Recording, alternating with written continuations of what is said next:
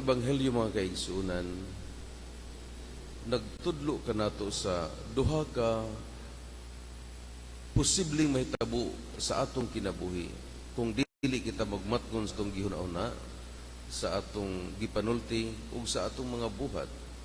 Na bitaw kanta nga nagkanayon na, although I will not sa kumpleto sa lyrics nga, you can check in any time but you cannot check out.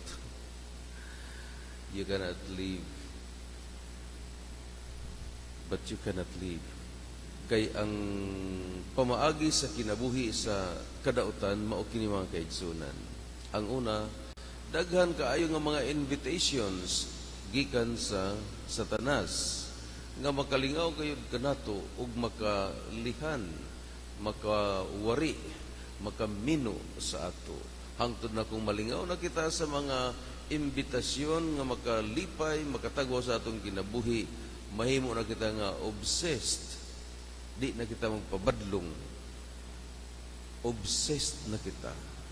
Magpasulabi na kita sa pagpadayon sa mga kalingawan nga makatagbaw kanato. Bisan kung saan kita nga naay way kana nasangputanan niini, pero tungod kay obsessed naman kita, kung unsay makalingaw kanato, dili gayud nato kana siya bidzaan.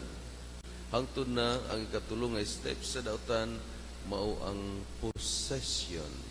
Panag-idzahon na kita, impierno gazud kita, human sa mga invitations nga atong gitambungan, mga imbitasyon ni Satanas, diin na obsessed kita ang atong kinabuhi, mapossessed gazud ni Satanas.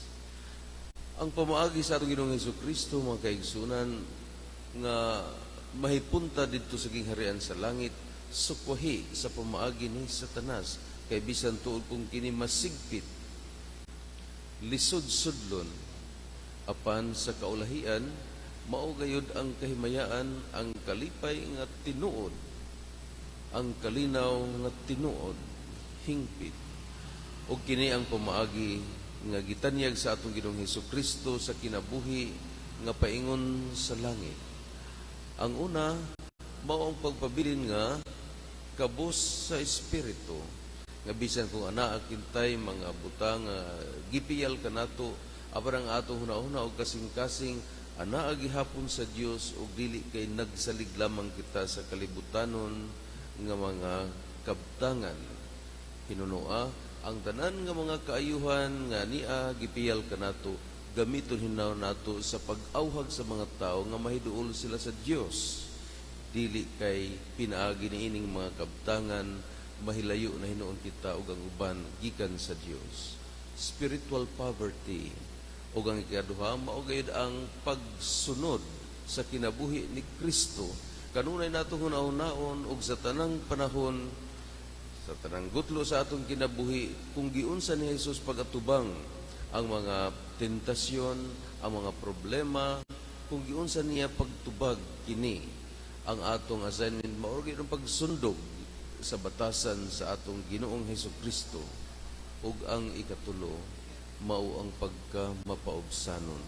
Nga bisan kung kita nakatagamtam na og tipik sa kabulahanan, magpabilin gihapon kita nga mapaubsanon, sukwahi sa mga anaa sa dalan ni Satanas nga human sa mga invitations o sa obsession, bisan kung napossess na sila, magmapasigarbuhon paghihapon sila.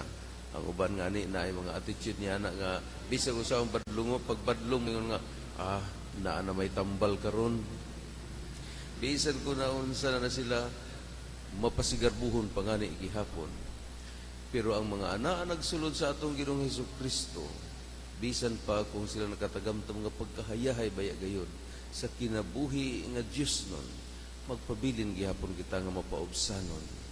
Kay kining tanan, iya man gasagikan sa Dios ug dili man atong hinaguan.